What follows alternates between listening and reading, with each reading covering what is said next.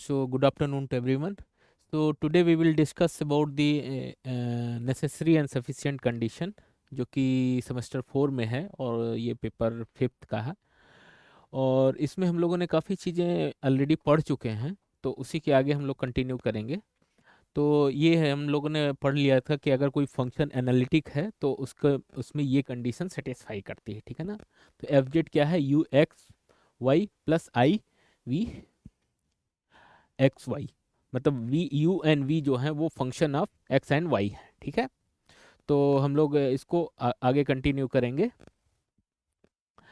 तो ये del u by del x equal to del v by del y and del u by del y equal to minus del v by del x, ये condition हम लोग already इसको discuss कर चुके हैं, इसको इसके न्यूमेरिकल भी पढ़ चुके हैं, ठीक है। तो अब हम लोग उसी के आगे हम लोग पढ़ेंगे what is Cauchy integral theorem, C A U C H Y, Cauchy integral theorem क्या होती है, ये हम लोग समझने की कोशिश करेंगे। इफ ए फंक्शन, मान लेते हैं if a function F Z जो है वो क्या है, is analytic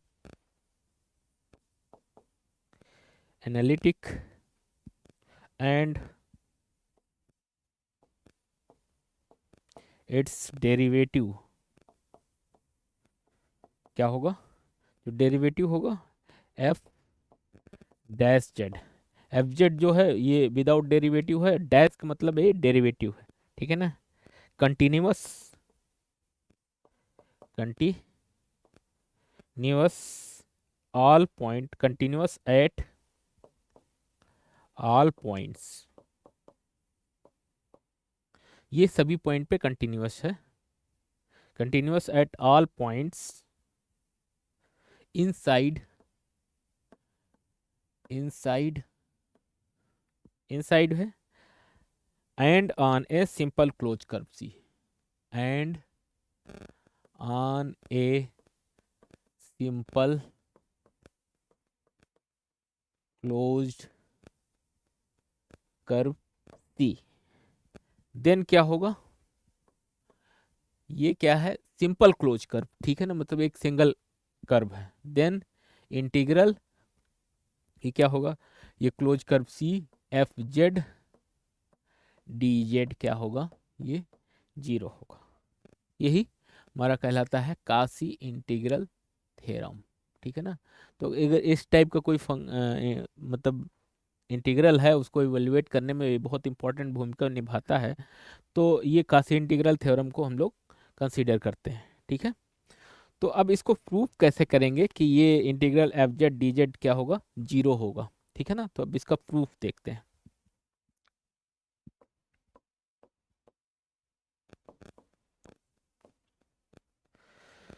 so let the region enclosed by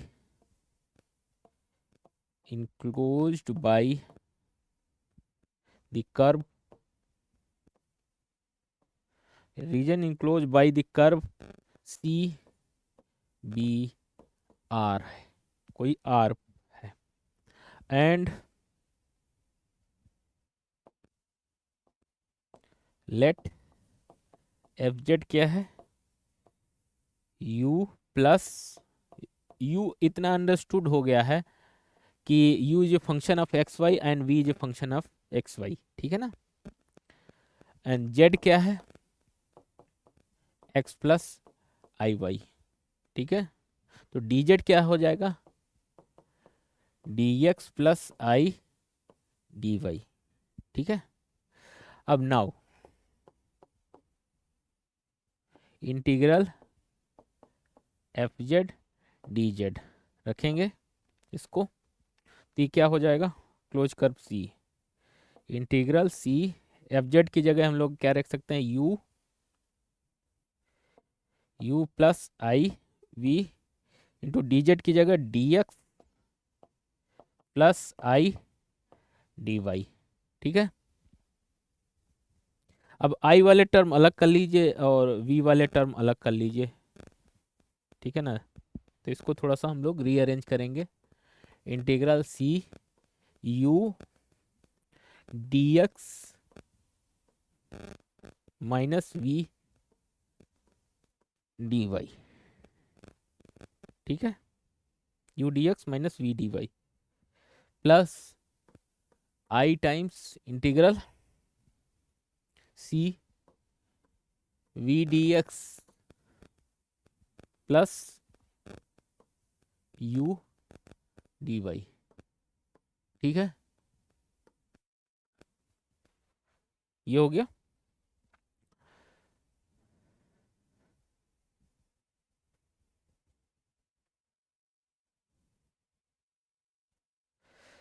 अब अगर इस टाइप का फंक्शन है तो अब इसमें आप ग्रीन थ्योरम लगा दीजिए।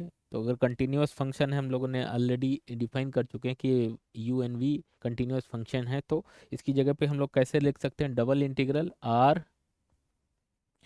Minus del v by del x minus del u by del Y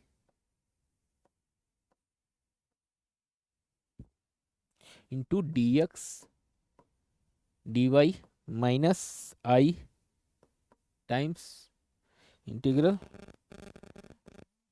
C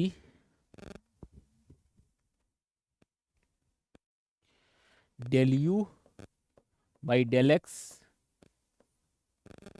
minus del v by del y, ये ब्रैकेट नहीं रहेगा, del v by del y into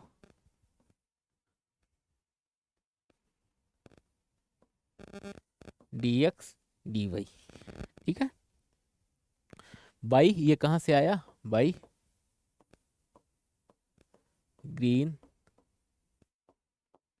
शुरू में मैंने पढ़ाया था ये सब चीज़ें, ग्रीन थ्योरम। ठीक है, तो उसकी कोई यूज किया। अब हम लोग चलेंगे integral R del u by del y minus del u by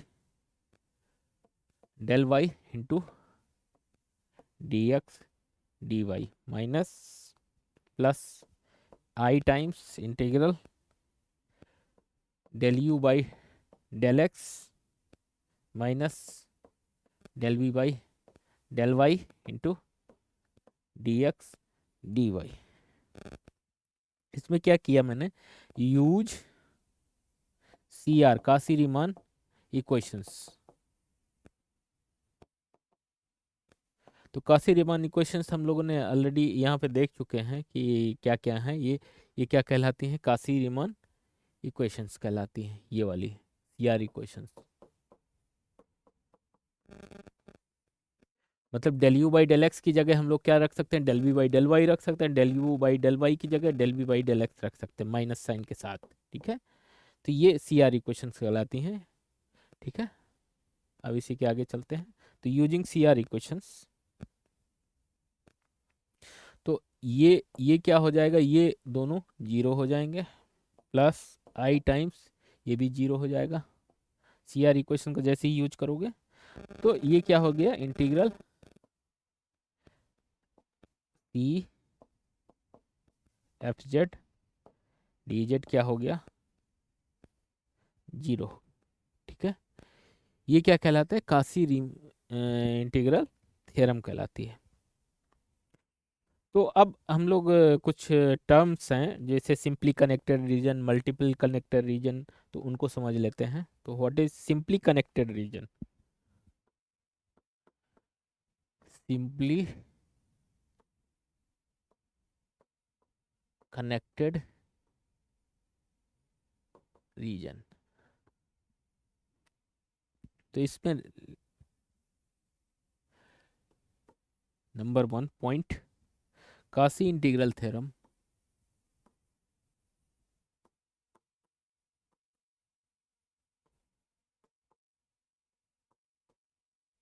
theorem is applicable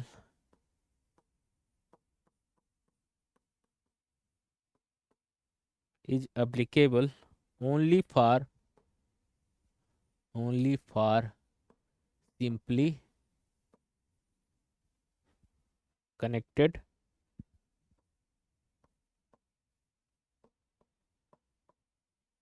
reason, मतलब ये सिंगल कर्व के लिए। Connected region are enclose by a simple curve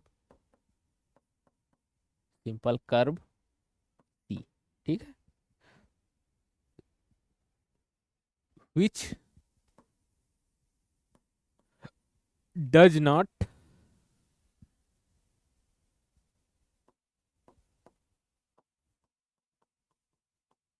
cross itself, मतलब वो आपस में क्रॉस नहीं करने चाहिए।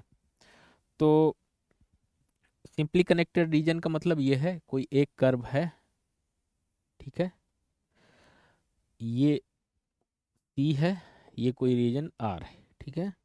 तो ये मतलब एक सिंपल कर्व हो गया, ठीक है ना। अब मान लिया ये दो कर्व हैं, ये आपस में क्या करेंगे, ये क्रॉस कर रहे हैं, ये R1 है, ये R2 है, ये इधर जा रहा है, ये इधर जा रहा है, ठीक है। तो दोनों आपस में क्या कर रहे हैं, ये क्रॉस कर रहे हैं यहाँ पे, ठीक है ना। तो ये क्या हो गया, सिंपल कर्व हो गया। ये क्या हो गया, मल्टीपल कर्व हो गया, मल्टीपल कर्व, ठीक है ना। तो सिंपल कर्व, मल्टीपल कर्व। तो चूंकि हमारा ये कासी इंटीग्रल थ्योरम जो है ये सिंपली कनेक्टेड रीजन के लिए है, तो हम लोग क्या करेंगे, इनको जो रीजन है इनको हम लोग तोड़ के हम लोग इसको एक सिंगल कर्व बना सकते हैं, ठीक है ना। तो कैसे, मल्टी तो मल्टीपल कर्व,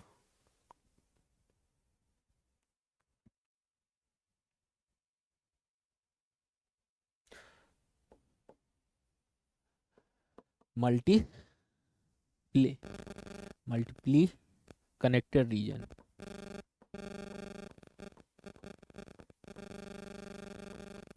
मल्टीपली कनेक्टेड रीजन, तो it is bounded by more than two curves which we can convert a multi connected region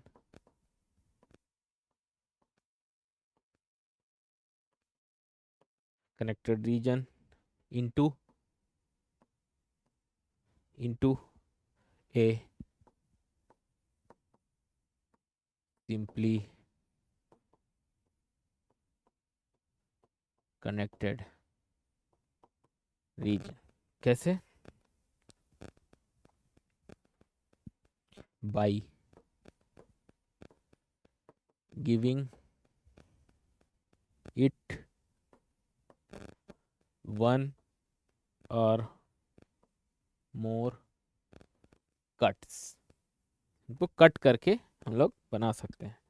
जैसे मान लिया ये है, ठीक है, ये मान लिया C1 है, ये C2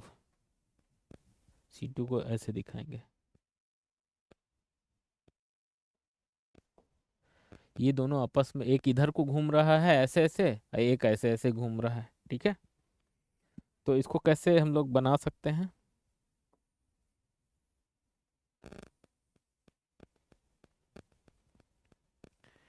ये मान लिया C1 था, ये ऐसे था, अब यहाँ पे हम लोग इसको कट कर देंगे,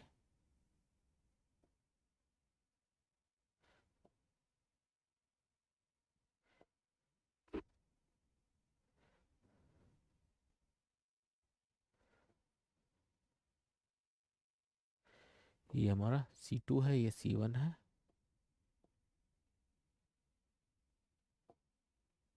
ठीक है, तो ये एक simple curve multi connected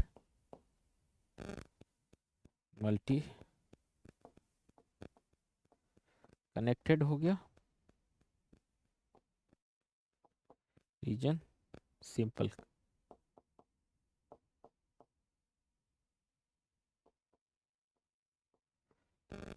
connected region.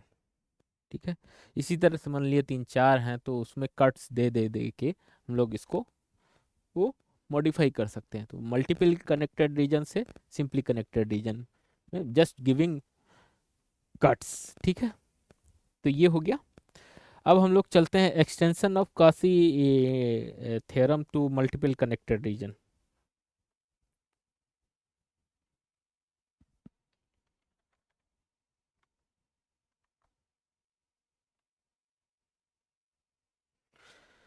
Cauchy integral formula.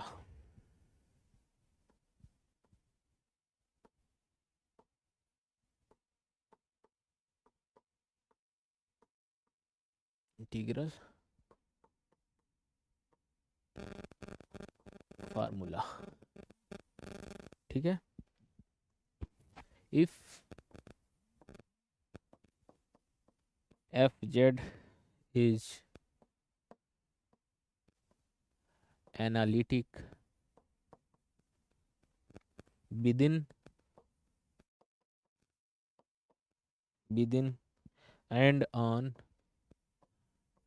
on a closed curve C, and if